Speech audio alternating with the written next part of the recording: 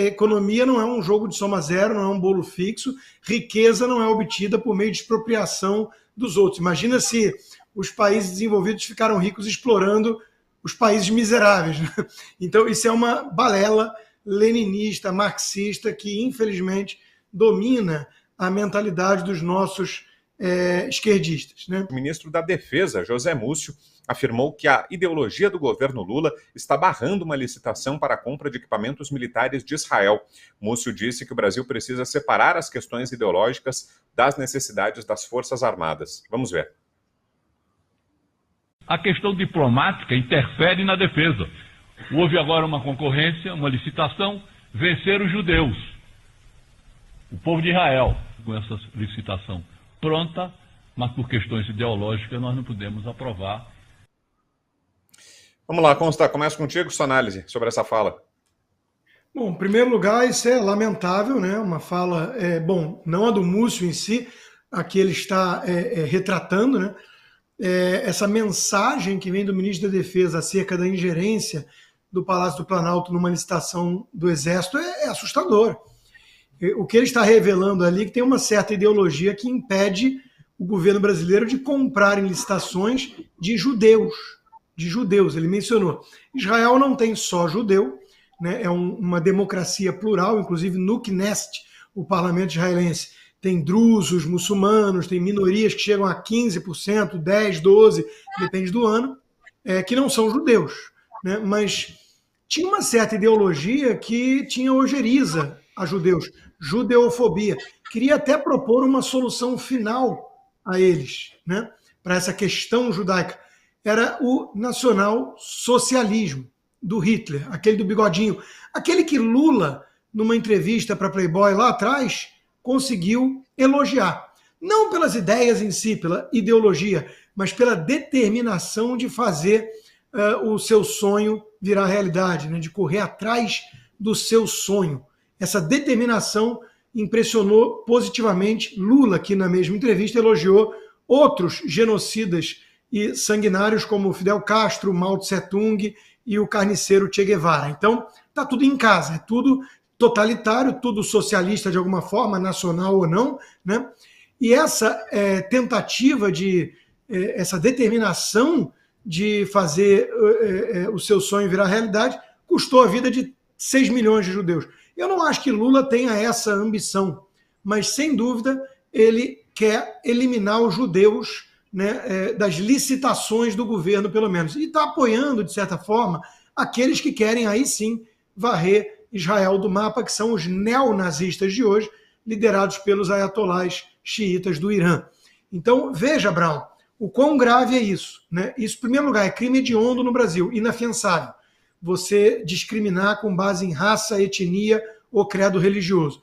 Em segundo lugar, todo mundo sabe da superioridade tecnológica israelense, inclusive militar. A gente olha com uma certa inveja aquele Iron Dome que eles têm, né, que protege a cabeça de 10 milhões de israelenses dos ataques a mísseis, os foguetes lançados pelos terroristas de tudo que é lado ali. Hezbollah ao norte, Hamas ao sul e por aí vai. Então, os israelenses são porretas, para usar uma palavra popular, né, nessa questão. Venceram a licitação. O TCU dá o ok. E aí vem a ordem de cima, né? Não, de judeu, não. Se fosse o Hamas, se fosse o Irã, os ayatolás xiitas, se fosse o Putin na Rússia, se fosse o PCC lá na China, 72 anos, oprimindo o povo, a gente comprava feliz da vida. Mas de judeu, não. De israelense, não dá. Isso, Brasil 2024. Olha, Brown, o Brasil é um pária mundial. Nós hoje somos oficialmente membros empolgados do tal eixo do mal.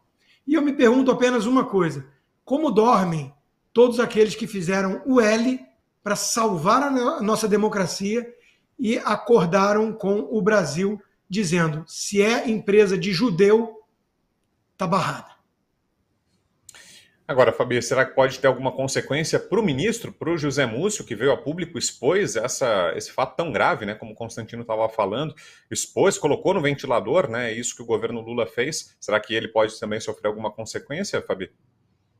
lógico que se a corda tiver que arrebentar, a gente não sabe se vai ter, é para ele mesmo, né? É o lado mais fraco, ainda mais o Ministério da Defesa, né? Para os militares. O Lula nunca teve nem aí, nem aí. Então, além de tudo isso, né, o Constantino falou, que inveja, eu tenho inveja do Mossad, eu tenho bastante inveja do Mossad, e fico com bastante tristeza de ouvir essas falas e de não estar estampado em todas as manchetes, de todos os jornais, de ter gente fazendo cartinha, protesto em universidade, agarrado no poste, fazendo greve de fome.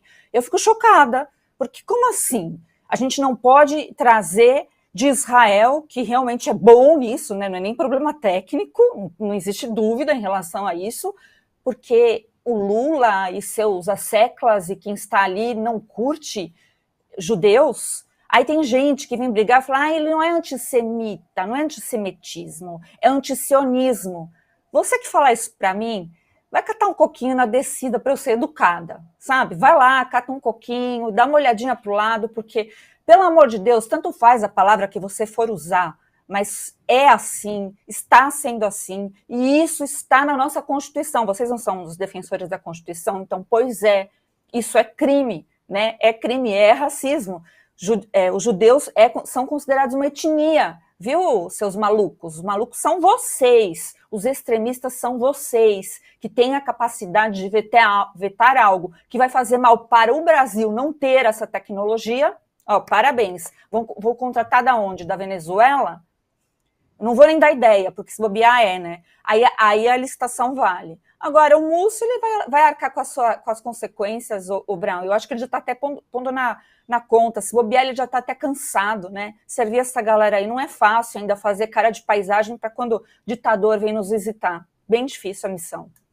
Salles, a gente está aqui falando sobre a fala do Zé Múcio, do ministro da Defesa, dizendo que o governo deixou de comprar de uma empresa israelense, mesmo com a recomendação do TCU, sem nenhum impeditivo administrativo, deixou de comprar de uma empresa dos judeus, como ele falou, de israelenses, por questão ideológica, segundo o próprio ministro. Você nos diz desse caso, e acho que além da questão do antissemitismo, revela também um desdém com as questões militares, né, Salles? O governo deixa em segundo plano as questões de defesa, de inteligência, estratégicas, faz o que é mais conveniente politicamente, pouco se lixando para o que interessa para a defesa do país, né, Salles? O famoso, no direito, o famoso desvio de finalidade. Quando você utiliza uma prerrogativa jurídica, que é arguir um interesse qualquer público e tal, mas no fundo para esconder a verdadeira razão do ato administrativo de não adjudicar uma licitação. Por que ele não adjudicou uma licitação? Porque o povo, a compra é de Israel e não tem alinhamento. Isso não é critério de compra pública, né?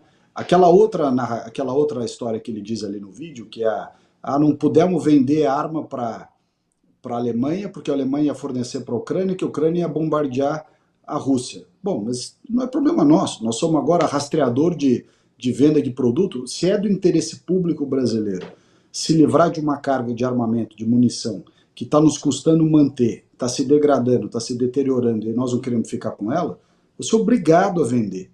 Você é obrigado a vender. É o interesse público acima de questões políticas, né? Eu me lembro, aqui fazer uma retrospectiva, no nosso governo, o governo do presidente Bolsonaro, o governo anterior, quantas vezes o governo foi atacado e injustamente acusado de tomar decisões ideológicas. Mas o governo, e não as tomava. Agora, quem toma efetivamente decisões públicas de caráter ideológico em detrimento do interesse público da sociedade brasileira, do contribuinte da nação, é este governo. Esse é o governo, e já foi o Lula lá atrás, foi assim no mandato e meio da Dilma. É uma quantidade gigantesca de decisões antieconômicas, irracionais, que beiram realmente a improbidade administrativa e que são tomadas no mais descarado envolvimento ou engajamento ideológico. É isso que esse governo faz, né? E faz parte da lógica gramsciana de tomar o poder. A turma vai ocupando tudo, ocupa as universidades, ocupa a cultura, ocupa o jornalismo e só toma decisões alinhadas com aquela agenda. Não tem um grupo nesses órgãos de jornalismo, academia, ciência e tudo mais, não tem um grupo independente apontado por eles só apontam pessoas que são engajadas, e o engajado não dá opinião independente. Então, infelizmente, nós estamos vivendo isso daí. E para concluir, acho que a Câmara e o Senado, mas em especial a Câmara, que eu faço parte, deverá chamá-lo, já vi que tem requerimento de convocação, né, tem que votar isso, para prestar esses esclarecimentos na Comissão de Relações Exteriores e Defesa Nacional. Ele não pode tomar essas decisões em detrimento do interesse público, e ele vai ter que se explicar, tanto na Câmara, e espero que o Senado faça o mesmo. Você, Silvio Navarro, sua análise sobre esse caso, Silvio?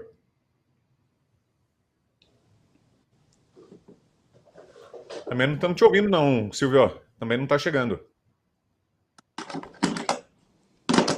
Como no começo. Eu acho. Agora foi? Agora foi, acho. Pronto. Eu não mexi em nada, Brown. Vamos lá. Beleza. Eu dizia que eu estava cumprimentando o Salles porque ele ainda não estava aqui na nossa abertura do programa.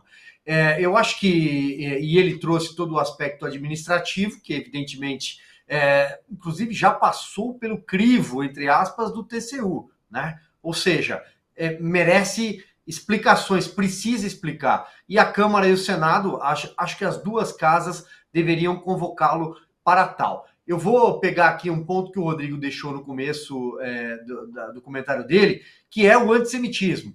O Rodrigo falou, inclusive, o Brasil é um pária internacional do ponto de vista da diplomacia, né? Um anão diplomático. Eu vou além. Eu acho que esse é o momento mais infame da diplomacia brasileira. O momento mais escuro, a hora mais escura. A diplomacia brasileira entregue a um senhor chamado Celso Amorim. É importante destacar o nome do chanceler informal do Brasil. O chanceler é o Mauro Vieira, mas é o Celso Amorim quem tem a cabeça, que eu tenho dito que é uma caçamba de entulho ideológico no mundo. Ele parece reunir tudo o que aproxima o Brasil de um eixo com Rússia, China, Venezuela, Irã, os ayatolás. E mais um ponto, Brown. Vamos lembrar que quando o Brasil diz não vamos comprar blindados de Israel, ou seja, passou pelo crivo técnico, econômico, é o que a defesa nacional precisa, mas seremos aqui antissemitas? Vamos lembrar que uma fragata e um porta-helicópteros iranianos atracaram na nossa costa, no Rio de Janeiro, no ano passado, com o aval do governo, com o aval da Marinha. É importante destacar isso. Na época, a embaixadora americana, eu acho que é Elizabeth Begley, consta, agora eu acho que o nome dela é esse, ela foi categórica ao afirmar que essas embarcações tinham se servido ao terrorismo no passado. Portanto, não deveriam estar aqui. Eu acho que o Brasil dá um recado muito claro para o mundo de que lado está, e é o pior possível. Vamos lá, a próxima notícia é a seguinte: o governo federal está estudando a criação de um imposto mínimo para milionários no Brasil, seguindo uma tendência global de tributação de grandes fortunas. A medida visa aumentar a arrecadação e, segundo o governo, reduzir a desigualdade social. O Ministério da Fazenda está analisando diferentes modelos e alíquotas para a implementação dessa tributação. Constar, começo contigo, traz aí a explicação técnica de economista, por que essa medida não é eficaz, por que é uma solução inócua para esse problema, Constar? Se é que existe problema, que é outro detalhe também, né? Exatamente, eu ia começar daí, né? Temos que checar sempre as premissas.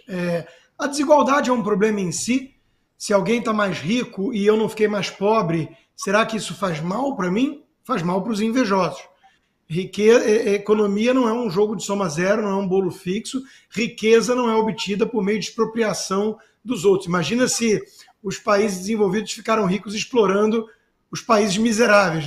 Então, isso é uma balela leninista, marxista, que infelizmente domina a mentalidade dos nossos esquerdistas, né? Agora, em termos práticos, quando você mete esse imposto, você cria um mecanismo de incentivos perverso. E a França descobriu isso do jeito mais duro, e muitos outros países, né? Você leva a fuga de capital. As pessoas não trabalham, não acumulam patrimônio pensando no Haddad, no Lula e na sua justiça social, que na prática é apenas o caminho da felicidade de um bando de empresário corrupto próximo do PT. Eles lutam, trabalham, sacrificam muitas coisas, às vezes até o tempo precioso com a família, para deixar uma situação melhor e herança para os seus herdeiros. né? Então, essa coisa de começar a taxar os ricos, os milionários, primeiro, nunca fica nos realmente ricos de uma minúscula minoria. Sempre começam com esse discurso e, na prática, vão taxando a classe média alta. Segundo lugar, gera um mecanismo perverso de incentivos que leva à fuga de capital ou ao desincentivo para produzir a riqueza e os empregos necessários para um país próspero. E terceiro, né, mais recurso na mão de um Estado hipertrofiado, corrupto e cheio de esquemas. Então, em nenhum aspecto isso é positivo. Qual é o único argumento que esse tipo de proposta seduz? O argumento da inveja. Puxa vida, vai tirar daquele cara que ficou muito rico. Ninguém precisa de tanto dinheiro e por aí vai. E são argumentos de invejosos. Não são argumentos econômicos, não são argumentos de justiça. Justiça é o tratamento isonômico de todos, ou seja, a mesma régua, a igualdade perante a lei.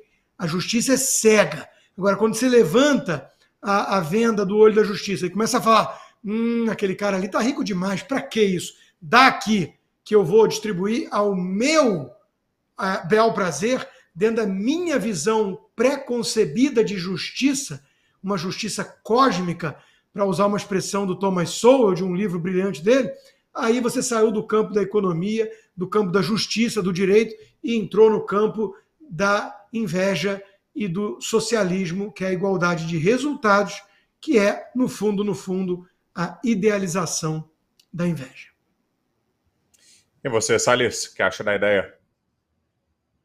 Acho uma ideia de jirico, né? Num governo que só gasta, você dar qualquer centavo a mais para o governo é incentivar o desperdício de dinheiro.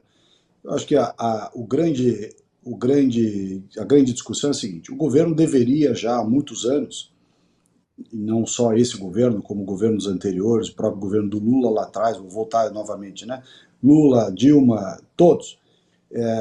A Receita tem vida própria, né? A Receita Federal no Brasil é um órgão autônomo que, se você for analisar, eles têm uma dificuldade muito grande em entender que eles são parte de um governo, e um governo que é escolhido pelos eleitores para tomar política pública. Por que eu estou dizendo isso? Porque muitas vezes se tentou no Brasil, várias vezes se tentou, corrigir a tabela do imposto de renda, que é uma grande injustiça, né? Você tem uma espécie de confisco ano a ano em cima de quem paga imposto de renda na fonte no Brasil, por exemplo, em razão do aumento dos custos, da inflação e tudo mais, e a tabela não é corrigida, então cada vez menos, né, a pessoa tinha isenções, tinha deduções e tal.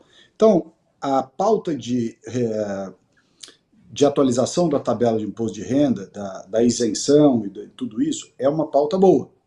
Mas ela é uma pauta boa desde que você não puxe o cobertor num pé e cubra no outro, principalmente num governo malandro, que a pretexto de abrir 1 centímetro do cobertor lá embaixo, vai cobrir 20 centímetros de cobertor aqui em cima. Quer dizer, é uma trapaça desgraçada. É uma atrás da outra. Razão pela qual nós voltamos contra toda e qualquer reforma tributária desse governo, toda e qualquer regulamentação fiscal desse governo, porque não há nada do ponto de vista fiscal desse governo que venha para o bem da sociedade.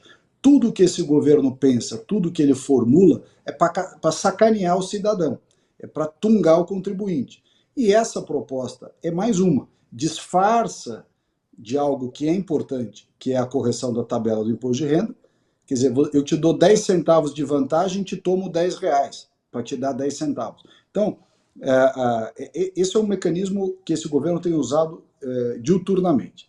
Para além dos argumentos que o Rodrigo trouxe, que são absolutamente verdadeiros. Você tributar a riqueza é um incentivo para, no mínimo, a pessoa mandar a grana lá para fora. Em outros casos, a não gerar riqueza, porque você vai pagar para o governo mesmo, então é melhor tocar o pau na grana, né? Então, e o que o governo precisa ser pressionado, e a sociedade tem que pressionar muito, é para contenção de despesa. Não tem que aumentar 1 centavo de carga tributária, coisa nenhuma, né? Tinha que fazer o contrário, cortar a despesa loucamente, fechar a estatal, mandar nego embora, acabar com essa palhaçada, e aí sim, se der uma gordura, você corta imposto.